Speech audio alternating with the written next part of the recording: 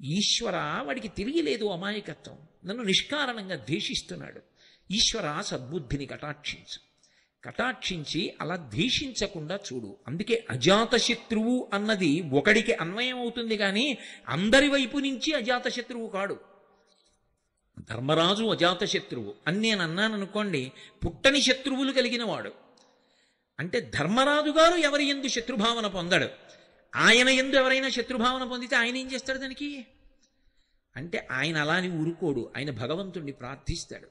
ఈశ్వర వారికి సద్బుద్ధిని కటాక్షించు, వారికి కూడా మంచి బుద్ధినిచ్చి నా యందు లేని దోషాన్ని ఆరోపించి శత్రుభావన పెట్టుకోకుండా పరమ మిత్రభావనతో అందరం చెయ్యి పట్టుకుని మంచి పనులు చేసేటట్టుగా మా యందు సద్బుద్ధిని కటాక్షించు, ప్రేమభావాన్ని మాలో కల్పించు, ఈ శత్రుభావములు విడనాటేటట్టుగా చెయ్యి అని ముందు ఎవడు తనయందు శత్రుభావాన్ని ప్రకటించాడో వాడు తనయందు మిత్రభావాన్ని పొందేటట్టుగా తన నడవడి మారాలని, తాను నిగ్రహింపబడాలని, అవతల వారి యందు సద్బుద్ధి కలగాలని, నేనుకి మధ్య ఉన్న భేదాన్ని నేను నువ్వు అని కాకుండా పెద్ద నేనుగా భావన చేసి ప్రార్థన చేసి చూపిస్తాడు. అందుకే ఆత్మవత్ సర్వభూతేషు యప్పశ్యతి సపశ్యతి, అలా ఎలా చూస్తావో అలా చూడడం నేర్చుకో. అలా చూడడం నేర్చుకున్న నాడు ఎన్నడూ కూడా లోకంలో దొంగ బుద్ధి కలగదు, ఇంకొకరిది పుచ్చుకోవాలనేటటువంటి తాపత్రయం నీకు కలగదు. మీరు ఇక్కడ నన్ను ఒక మాట అడుగుతారు, నాకు బాగా తెలుసు. ఏమండి, దొంగతనం చెయ్యకూడదు అని మీరు అన్ని మాటలు చెప్తున్నారు. ఒకవేళ చేస్తే ఏమవుతుంది? అది చాలా మంచి సద్బుద్ధితో కూడినటువంటి ప్రశ్న. నేను దొంగతనం చేసి ఇంకొకరి సొత్తు నేను సంపాదిస్తే ఏమవుతున్నప్పుడు? ఇక్కడే శాస్త్రంలో ఒక అత్యంత గంభీరమైనటువంటి విషయం దాక్కుని ఉంటుంది. శ్రద్ధ నీకు కలిగి ఉంటే నువ్వు దొంగతనం చెయ్యవు, శ్రద్ధ లేకపోతే దొంగతనం చేస్తావు. శ్రద్ధ కలిగి ఉండడం అంటే మౌలికమైనటువంటి ధర్మ సిద్ధాంతాన్ని నువ్వు అంగీకరించి ఉండాలి. ఏమిటి మౌలికమైన సిద్ధాంతం? సనాతన ధర్మంలో మౌలికమైన సిద్ధాంతం, సనాతన ధర్మం అంతా దేని మీద ఆధారపడుతుంది అంటే పునర్జన్మ సిద్ధాంతం మీద ఆధారపడుతుంది. పునర్జన్మ సిద్ధాంతాన్ని నేను అంగీకరించాను అని చెప్పడమే బొట్టు పెట్టుకోవడం.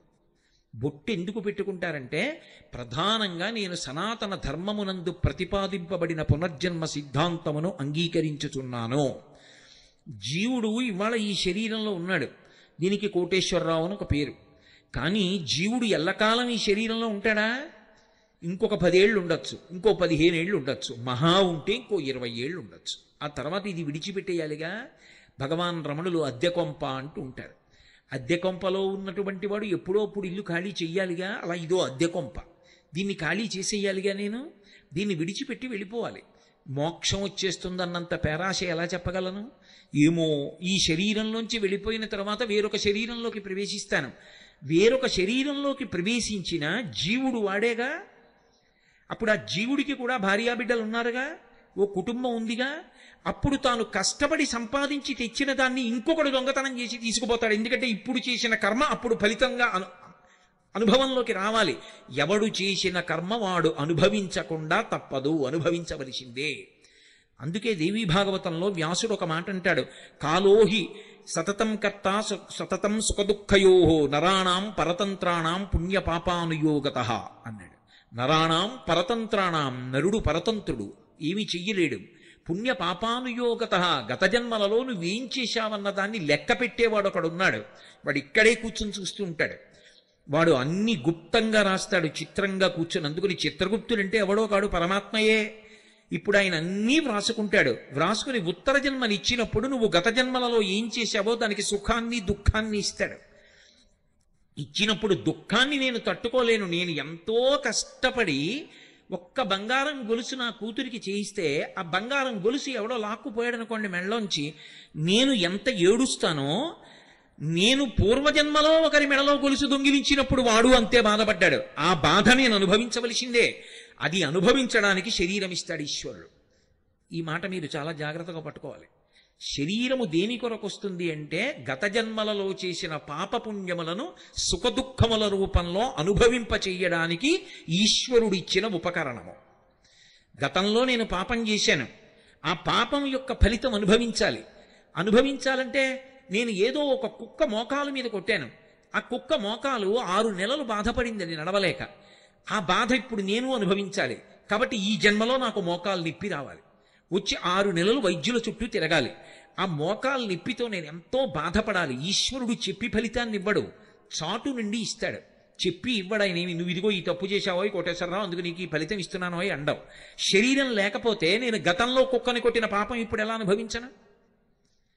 పాపము యొక్క ఫలితాన్ని అనుభవించడానికి శరీరం కావాలి, పుణ్యం యొక్క ఫలితాన్ని అనుభవించడానికి శరీరం కావాలి.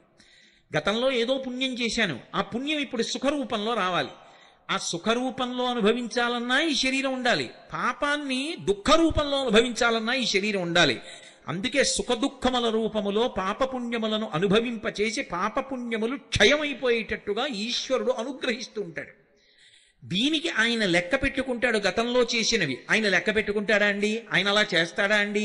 ఆయనకి అన్ని తెలుసా అండి? నీకే తెలిసుంటే 4 ముక్కలు ఆయనకి తెలియదని ఎలా అనుకుంటున్నావు?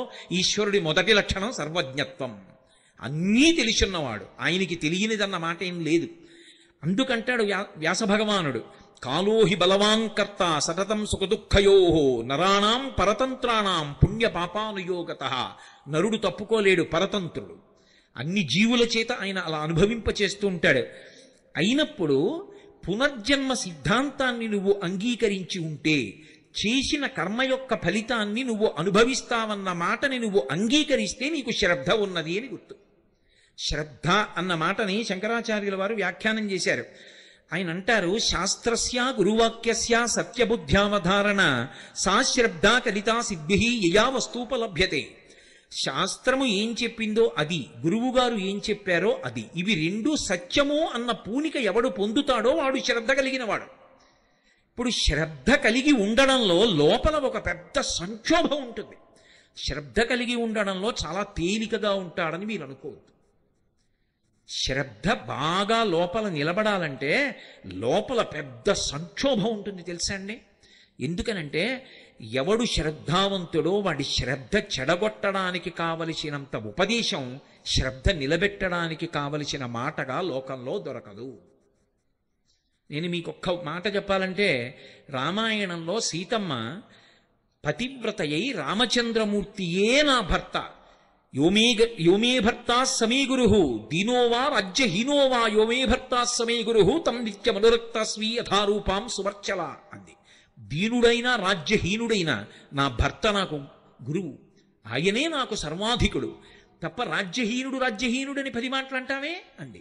ఒప్పుకున్నాడా రావణుడు? అయ్యో మహాపతివ్రత అలా మాట్లాడుతోందని నమస్కారం పెట్టాడా? ఇన్ని పనికిరాని మాటలు చెప్పాడు ఆవిడ శ్రద్ధ పాడు చేయడానికి.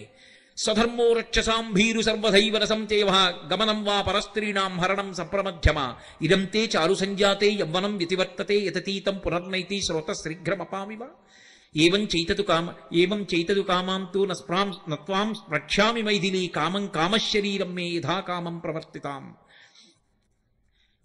అసలు విచిత్రం ఏమిటంటే, అవతల వారిలోని శ్రద్ధ పాడు చెయ్యడానికి చేసేటటువంటి ప్రసంగాలకి ఉన్నంత ఆకర్షణ శ్రద్ధ నిలబెట్టడానికి చేసే ప్రసంగంలో ఉండడం కష్టం. ఎందుకో తెలుసా? పాడు చేయడం తేలిక. అందుకే లోకంలో మోసపుచ్చడానికి ప్రసంగాలు చేయడానికి ఎక్కడైనా ఒక విద్యా కేంద్రం పెడితే వెంటనే దానికి అధ్యక్షుడిగా వేయవలసిన వాడు రావణాసురుడు. అంత అందంగా మాట్లాడతాడు. ఏమిటో బెట్టు చేస్తున్నావు, కాలంలో యవ్వనం పోతుంది, వెనక్కి వస్తుంది అనుకుంటున్నావా? నది ముందుకెడుతుంది, వెనక్కి రాదు. కాలంలో యవ్వనం పోతుంది. యవ్వనం పోతే నేను చూస్తానా, రాముడు చూస్తాడా? చెట్టు కింద అలాగే ఉండిపోతావు అన్నాడు. అలా భయపెట్టాడు. రాముడు ఉన్నాడనుకుంటున్నావా? ఉన్నా 100 యోజనముల సముద్రము దాటుతాడా? కాంచనలంకలోకి వస్తాడా? ఇన్ని కోట్ల మంది రాక్షసుల్ని వధించగలడా? నన్ను ఛేదించగలడా? నిన్ను పొందగలడా? ఎందుకు బెట్టు చేస్తావు, నా పాన్పు చేరన్నాడు. ఇన్ని మాటలన్నాడు. శ్రద్ధ పాడు చేయడానికి ఇన్ని మాటలు అంటాడు. ఇన్ని మాటలు అన్నా కూడా తట్టుకు నిలబడాలి అంటే సంక్షోభం ఉందా లేదా శ్రద్ధ పూనికలో? పైగా మీరు ఒకటి బాగా ఆలోచించండి. శ్రద్ధ అన్న ఒక్క మాట ఎంత గొప్పదంటే అది ప్రతి క్షణం కూడా లోపల ఒక సంక్షోభానికి గురైపోతుంటుంది. ఒక ఆయన జీతం కూడా పుచ్చుకోకుండా ఉద్యోగానికి సెలవు పెట్టేసి ఋషిప్రోక్తమైన వాంగ్మయం మీద నమ్మకంతో ఆయన దాన్ని ప్రచారం చేస్తున్నాడు అనుకోండి. ఎందుకండి ఇలాగా? మీకు ఎంత పోతోందో తెలుసా? జీతం పోతోందా? సిపిఎఫ్ పోతోందా? గవర్నమెంట్ కాంట్రిబ్యూషన్ పోతోందా? ఇంట్రెస్ట్ పోతోందా? రిటైర్ అయ్యే వాళ్ళకి ఏమొస్తుంది? ఆ తర్వాత కాలో చెయ్యో వంగితే ఎవరు చేస్తారు? మీ కొడుకు చేస్తాడు అనుకుంటున్నారా? నాన్నగారు అందరిలా ఉద్యోగం చేస్తే ఎంత డబ్బు ఉంటుందండి? ఎందుకండి అది పాడి చేశారు? చూసారా ఎంత అవుతోందో? వైద్యానికి ఒక్క మాట అంటే ఏమైపోతారు? ఎందుకండి ఇవన్నీ? మీకు మీరేం ఉద్ధరించేస్తారనుకుంటున్నారా సమాజాన్ని అని చెప్పేవాళ్ళు వందల సంఖ్యలో ఉంటారు. ఎవరో ఒక్కడుంటాడు భుజం మీద చెయ్యేసి, నిన్ను కన్న తల్లి కడుపు పండింది లేవాయ్, ఆ మార్గంలో పో, ఈశ్వరుడు ఉన్నాడు నిన్ను చూస్తాడులే అంటాడు. శ్రద్ధ నిలబెట్టేవాడు ఒక్కడుంటాడు, శ్రద్ధ పాడు చేసేవాళ్ళు వందల మంది ఉంటారు. శ్రద్ధ నిలబెట్టడానికి సంక్షోభం ఉంటుంది. నాకు అక్కడ ఎదురుగుండా ఓ 10 లక్షల విలువ చేసే బంగారు కంకణం దొరికిందనుకోండి, అది నేను జేబులో వేసుకోకుండా వెళ్ళిపోవాలి అంటే ఏదో నా ఉపన్యాసం చెప్పేసినంత తేలికేం కాదు. అలా వెళ్ళిపోతుంటే మెట్ట వేదాంతం అంటారు. ముందే సిద్ధాంతం వస్తుందంటే, ఈశ్వరుడు నిన్ను అనుగ్రహించాలనే ఆ కంకణం అలా పెట్టాడు, తీసుకో. ఎవరు చెప్పారు దొంగతనమని? నీకు ఇవ్వాలనుకున్నాడు కాబట్టి అక్కడ నీకు కనపడేటట్టు చేశాడు. బుద్ధిహీనుడా వదిలిపెడతామే అంటుంది. అంత తేలిక అనుకోకండి. ఒకవేళ వదిలి వెళ్ళిపోయాడు అనుకోండి, తీరా ఇంటికి వెళ్ళి ఏమో వాడెవడో కాకినాడ నుంచి వచ్చి అంటున్నాడు కదా పాపం, ఎందుకని కంకణం వదిలేశాని అన్నాడు అనుకోండి. ఇలా తగలబెట్టే కదా సంసారం ఇలా చేశారు అన్నారనుకోండి, ఏమైపోతాడు? శ్రద్ధ అంత తేలిక కాదు సుమండి. మీకు ఇక్కడ ఎదురుగుండా కనపడుతున్న కంకణం ఎత్తుకుపోతే 10 లక్షలు వస్తుంది. కంకణం విడిచిపెట్టేస్తే ఏమొస్తుంది? ఈశ్వరానుగ్రహం వస్తుందని నేను అంటున్నాను. ఏమిటి నమ్మకం? ఏమైనా సాక్ష్యం ఉందా? శాస్త్రము సాక్ష్యం, గురువాక్యం సాక్ష్యం. శాస్త్రమునందు గురువాక్యమునందు ప్రబల విశ్వాసంతో మీకు కంటి ముందు కనబడుతున్న భోగాన్ని విడిచిపెట్టి మనసు యందు ఆ శాస్త్రమునందు నమ్మకంతో బతకగలగాలంటే ఎంత శ్రద్ధ ఉండాలి? అది గొప్ప. అది సంతరించుకోగలిగిన వాడెవడో వాడు మనుష్యుడు. వాడు మిగిలిన వాళ్ళకన్నా ఎంతో పైకిక్కి నిలబడినవాడు. అందుకన్నారు శంకర భగవత్పాదులు, శాస్త్రస్య గురువాక్యస్య సత్యబుద్ధ్యావధారణ సా శ్రద్ధ కడితా సిద్భి యయా వస్తూపలభ్యతే.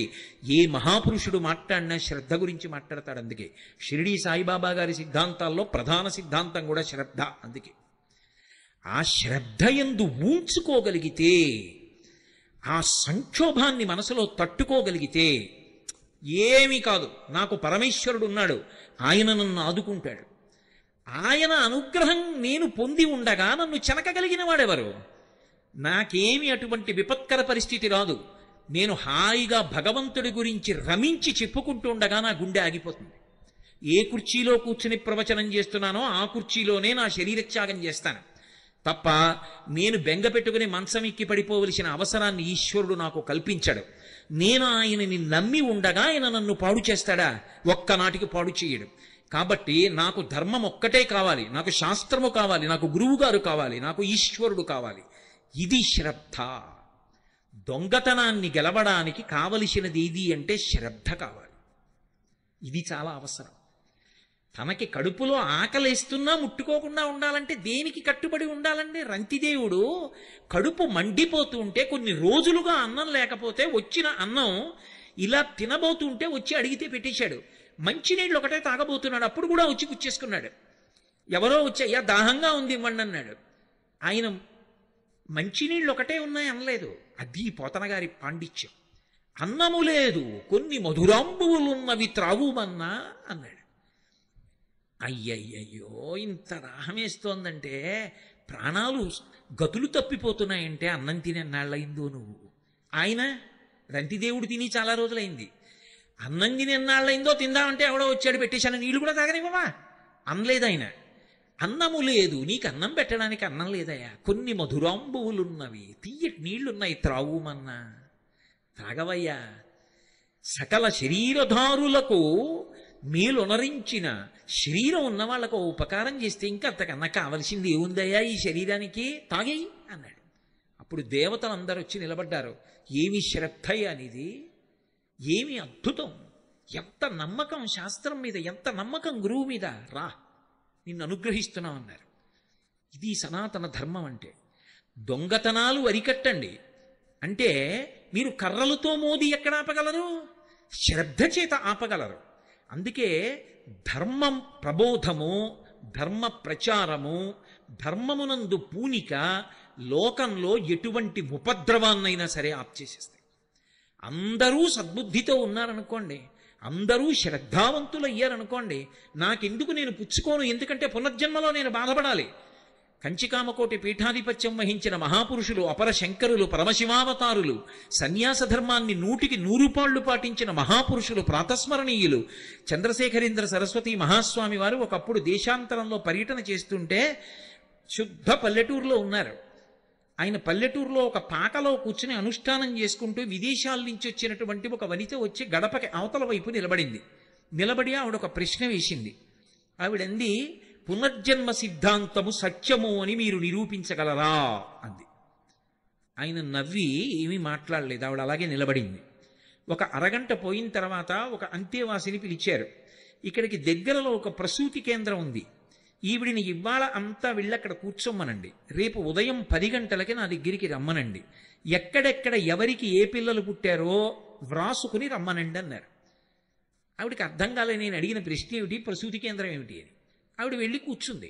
మర్నాడు 10 గంటలకు వచ్చింది. ఏమైందో చెప్పమను అన్నారు. ఆ హాస్పిటల్లో ఉన్నవి 10 గదులు, అందులో 4 మంచి శీతల గదులు అంటే ఏసీ రూమ్స్, 6 సామాన్యమైన గదులు. నిన్నను 10 గదుల్లోకి 10 మంది ప్రసవ వేదన పొందుతున్నటువంటి ఆ స్త్రీలను తీసుకొచ్చారు. అందులో మహదైశ్వర్యవంతులైనటువంటి వాళ్ళు 2, వాళ్ళకి కొడుకులు పుట్టారు. మంచి అధికారంలో ఉన్న వాళ్ళు 2, వాళ్ళకి 2 కొడుకులు పుట్టారు. పుడుతూనే వాళ్ళు రోహిణీ కార్తెలో ఏసీ రూమ్స్లో ఉన్నారు. మిగిలిన 6 గదుల్లో 3 గదుల్లో ఉన్న వాళ్ళు మధ్యతరగతి కుటుంబీకులు. మిగిలిన 3 గదుల్లో అమ్మో ఇంకో సంతానం కలిగింది ఎలా పోషించాలని బాధపడుతున్నటువంటి వాళ్ళకి పుట్టినటువంటి బిడ్డలు. ఇంకొక ఆవిడికి గదిలోకి వెళ్ళడానికి గదికి కూడా సొమ్ము చెల్లించలేనిది పరమ నిర్భాగ్యురాలు. ఆవిడ్ని తీసుకొచ్చి అక్కడే గది లేదు కాబట్టి చాప మీద పడుకోబెట్టి పురుడు పోశారు. ఆవిడికి పథ్యం పెట్టడానికి ఏమీ లేదు. ఆ చుట్టుపక్కల ఉన్న వాళ్ళే డబ్బులు వేసుకుని తీసుకొచ్చి ఏదో రొట్టె ముక్కలవి కొనిపెట్టారు. ఇది జరిగింది అని ఆవిడని వెంటనే అంది, నాకు అర్థమైంది, పునర్జన్మ సిద్ధాంతం సత్యం, మీరు ఇక చెప్పక్కర్లేదని వెళ్ళిపోయారు. ఆ శిశువు కోరి కోరి పుట్టాడా కోటీశ్వరుడికి కొడుకుగా? వాడి కోరిక ఏమైనా ఉందా? వాడికి అధికారం ఉందా నేను ఇక్కడ పుడతాను ఈ ఏసీ రూమ్లో అని? ఏదో ఉంది కోటీశ్వరుడికి కొడుకు, ఏదో ఉంది అధికారికి కొడుకు, ఏదో గత జన్మ పాపం ఉంది, అనుభవించి పోగొట్టేసుకుంటాడు. పోగొట్టుకుని వాడెంత గొప్పవాడు అవ్వాలో. వాడు సామాన్యుడిగా పుట్టాడు. పుట్టడంలో పునర్జన్మ సిద్ధాంతం స్పష్టంగా కనపడుతోంది, నాకు అర్థమైంది అని ఆవిడ 2 చేతులెత్తి నమస్కారం చేసి వెళ్ళిపోయింది. ఇది యథార్థంగా జరిగిన సంఘటన. పునర్జన్మ సిద్ధాంతము సనాతన ధర్మమునకు ప్రాణము. శ్రద్ధ అనేటటువంటి 2 అక్షరాలు సనాతన ధర్మానికంతటికీ కూడా పట్టాభిషేకం చేస్తాయి. అసలు ఇన్ని ప్రవచనాలు చేయడం దేనికోసం, ఇన్ని గ్రంథాలు చదువుకోవడం దేనికోసం, భగవంతుడు ఉన్నాడు అని నమ్మడం దేనికోసం అంటే ఆ శ్రద్ధ అన్న మాట కోసం. ఈ శ్రద్ధ దేనికి పోతుంది లోకంలో అంటే ఒడుదుడుకుల యందు పోతుంది. కలిసి వచ్చినప్పుడు శ్రద్ధ పోదు. ఎందుకనంటే ఓ మాట అంటే పోతుంది, అంతా భగవంతుడు అనుగ్రహం అండి, ఏదో పైకి వచ్చాను. కష్టం వచ్చిందనుకోండి, ఈశ్వరానుగ్రహం అండి, ఇంత కష్టం వచ్చింది అంటాడా?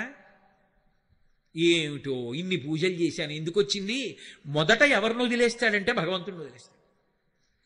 కానీ కష్టం వచ్చినప్పుడు కూడా ఇది ఈశ్వరానుగ్రహం. గత జన్మలో ఏదో పాపం చేయకపోతే ఎందుకు వస్తుందండి కష్టం? నేను అనుభవించడానికి వీలుగా కష్టాన్ని ఇచ్చి తీసేశాడే మహానుభావుడు, ఆయనకో నమస్కారం. అన్నవాడు ఉంటాడే వాడు నిజమైన భక్తుడు. అది శ్రద్ధ, పండుతున్న శ్రద్ధ.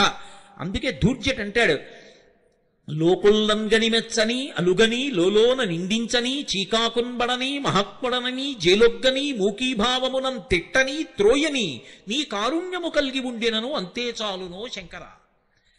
ఒకనాడు లోకులు నన్ను గని పొగుడుతారు, ఒకనాడు నన్ను ద్వేషిస్తారు, ఒకనాడు పూలదండలేస్తాడు, ఒకనాడు రాయి పెట్టి కొడతాడు, ఒకనాడు ఆయనంత గొప్పవాడు ఎక్కడున్నాడంటాడు, ఒకనాడు ఆయనంత దుర్మార్గుడు ఎక్కడున్నాడండి అంటారు.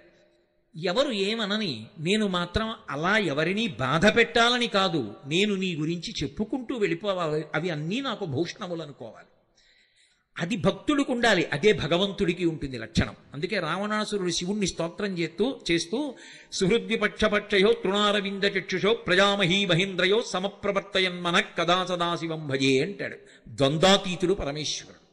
భక్తుడు కూడా ఆయన పాదాలు పట్టుకుని ఆ ద్వంద్వాతీత స్థితే పొందాలి. అందుకే భగవద్గీతలో గీతాచార్యుడి తుల్యనిందా స్తుతిర్మౌని సంతుష్టో ఏనకేనచిత్ అనికేత స్థిరమతి భక్తిమాన్మే ప్రియో నరః అంటాడు.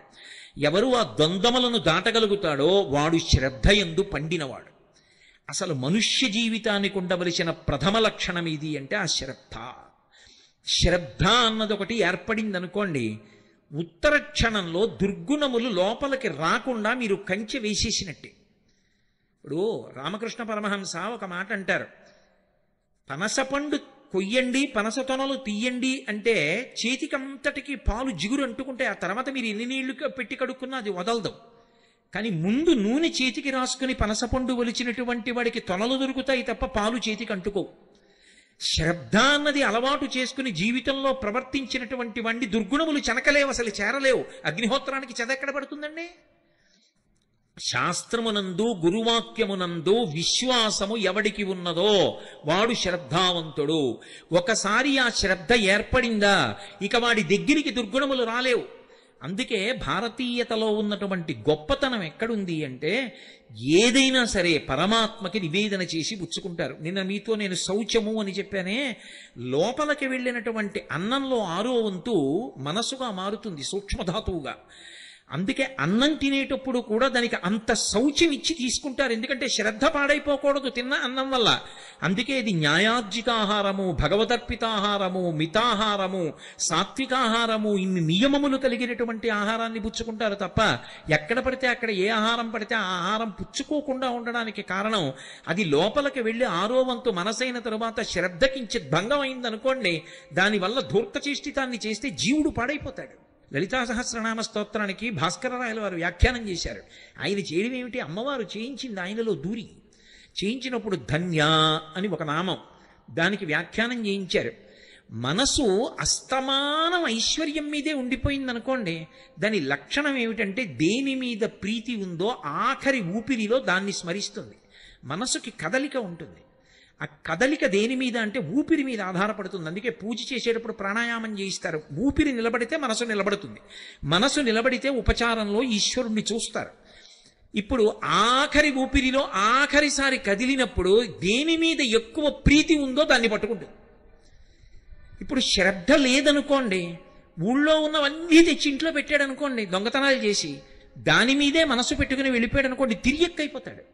కోట్ల జన్మలు భూమికి అడ్డంగా ఉంటుంది వెన్నుపాము, నిలువుగా పెరగడం. అందుకే సనాతన ధర్మంలో దేవతలు కొండల మీద కూర్చుంటారు.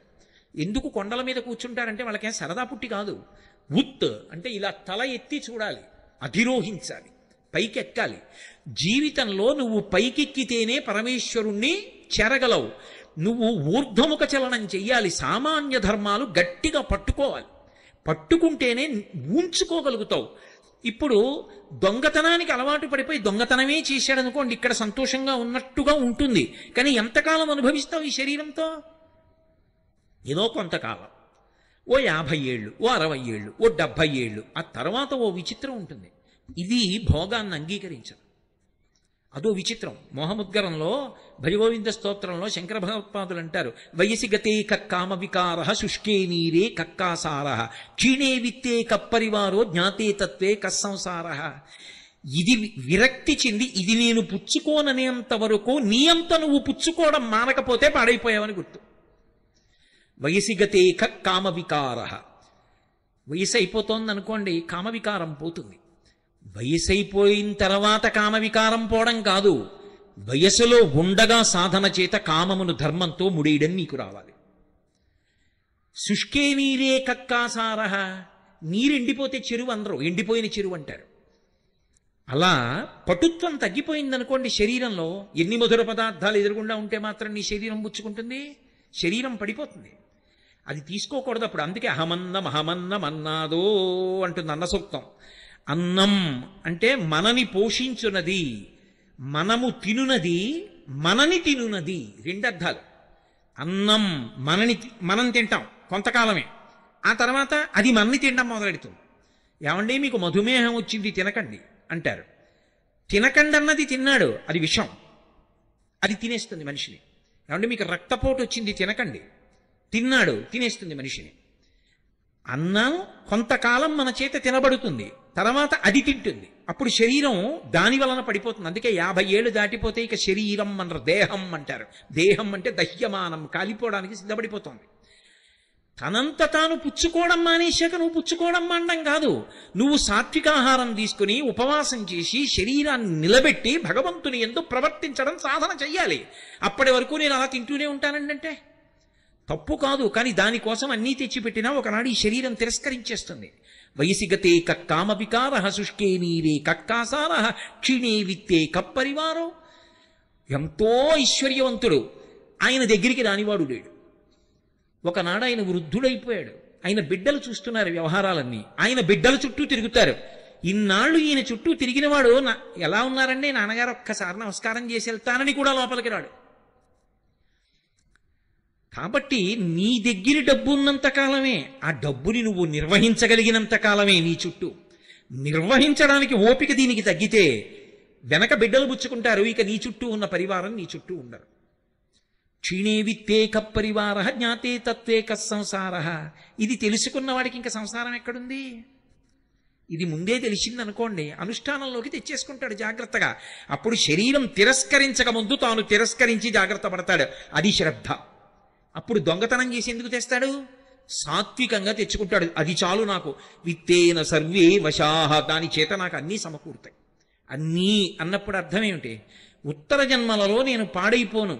ఈ శాస్త్రం మీద గురువు గారి మీద ఉన్న శ్రద్ధ ఉందే, ఇది ఏమవుతుందంటే ఈ శరీరం పడిపోతున్నప్పుడు కూడా దీనికి ఊపిరి అందదు. ఒకప్పుడు ఆ ఊపిరి కోసం కొట్టుకుంటుంది.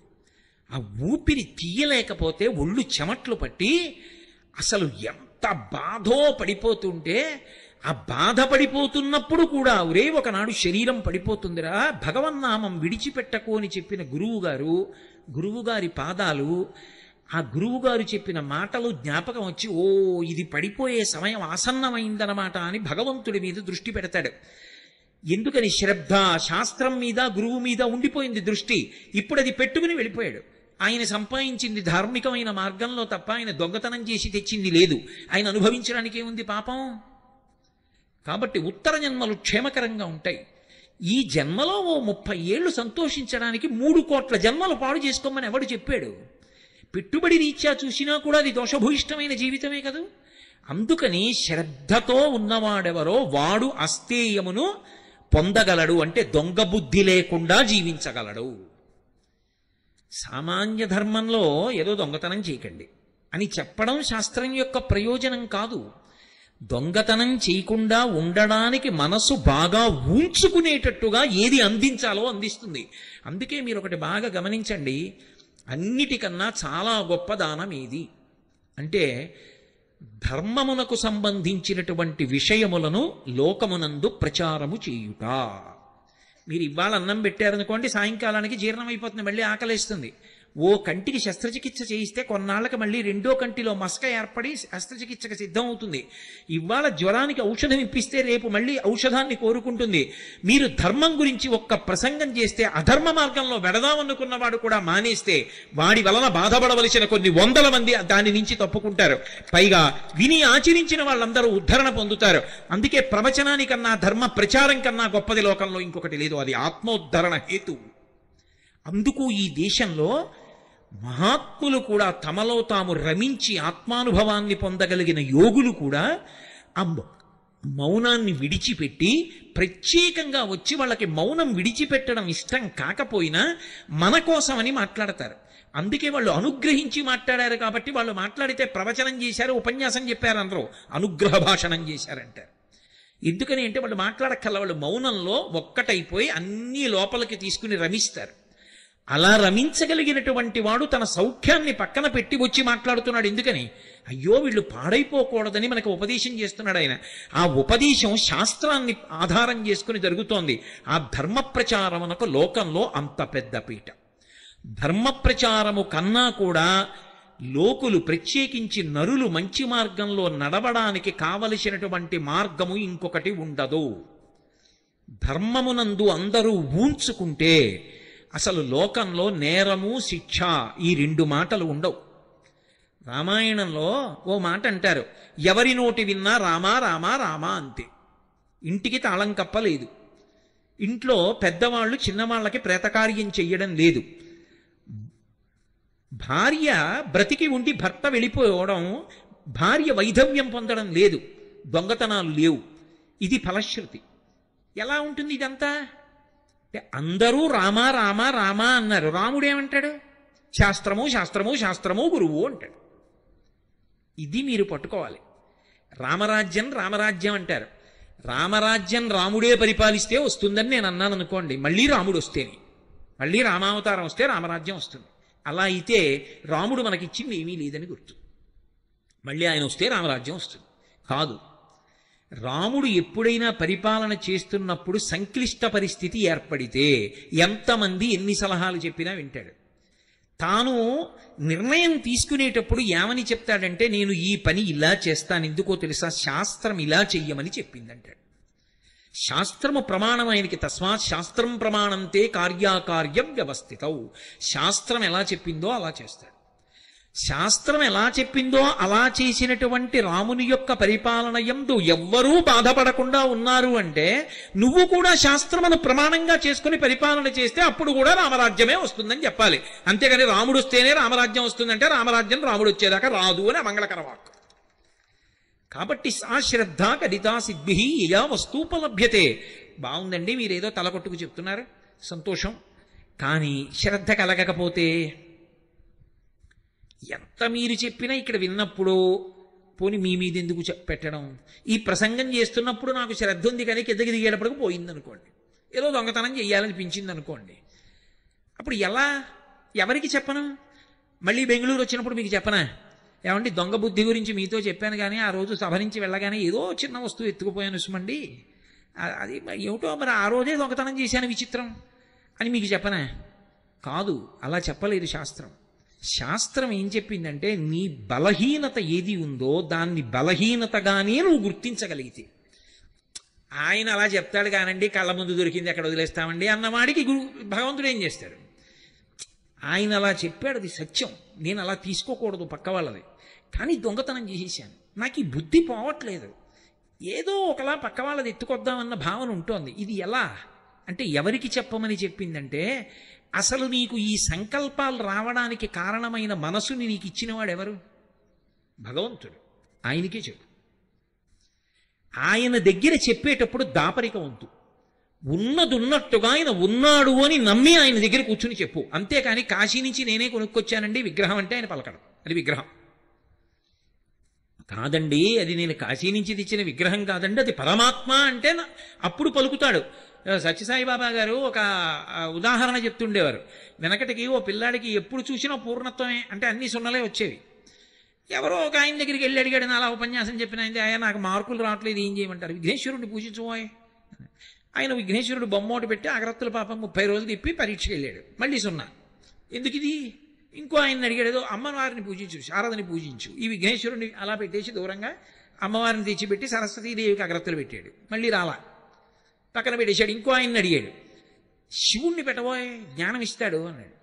శివుణ్ణి పెట్టి అగరత్తులు ధూపం వేస్తున్నాడు. ధూపం వేస్తుంటే ధూపం ఎక్కడేశారో అక్కడే ఉంటుంది ఏమిటి, అది అలా పోతుంది గాలిలో పొగ వెళ్ళిపోయి. ఈయనకి మార్కులు ఇవ్వనటువంటి దేవుళ్ళు ఉన్నారే, విఘ్నేశ్వరుడును సరస్వతీదేవి, అక్కడికి పోయింది. ఈయన ఆ రోజున ఇలా ధూపం చూపిస్తూ ఇలా చూశాడు, అన్నన్నన్నన్నా ఒక్క మార్కి ఇప్పించలేదు కానీ ధూపం పీల్చేస్తున్నారా అని గబగబా వెళ్ళి 2 ఉత్తరీయాలు తీసుకొచ్చి విగ్రహాల ముక్కులకు కట్టేశాడు. గభాలన విఘ్నేశ్వరుడు సరస్వతీదేవి లేచారు. లేచి ఒరే నిన్ను అనుగ్రహించామన్నారు. ఆయన తెల్లబోయి, ధూపం వేస్తే నాకు ఎప్పుడూ పలకలేదు, ముక్కులు కడితే పలికేదేమిటన్నాడు. ధూపం వేసినప్పుడు మేము విగ్రహాలని ధూపం వేశావు, ముక్కులకి గుడ్డ కట్టినప్పుడు మేము ఉన్నామని నమ్మి గుడ్డ కట్టేశావు, ధూపం పీల్చేస్తున్నామని. మేము ఉన్నామని నువ్వు నమ్మితే కదరా మేము అనుగ్రహించాము. మేము విగ్రహాలంటే నిన్నెలా అనుగ్రహించాం? విగ్రహంగానే ఉన్నాం. ఇవాళ ముక్కు గుడ్డ కట్టావు, మేము ఉన్నామని నమ్మావు. ఏ భావనతో కట్టావు? ఉన్నామని నమ్మావు, చాలు ఉన్నాం పలికాం. ఇచ్చి శంభో విద్య. అసలు వాడు ఉన్నాడని నమ్మితే కదా వాడికి చెప్పడం. నేను కాశీ నుంచి తెచ్చిన విశ్వనాథుడు అండి, తిరుపతి నుంచి తెచ్చిన వెంకటేశ్వర స్వామి విగ్రహం అండి, నేను ఏదో కంచి నుంచి తెచ్చిన అన్నపూర్ణ కామాక్షి విగ్రహం అండి, ఇవన్నీ నీ తెచ్చిన విగ్రహాలేనండి.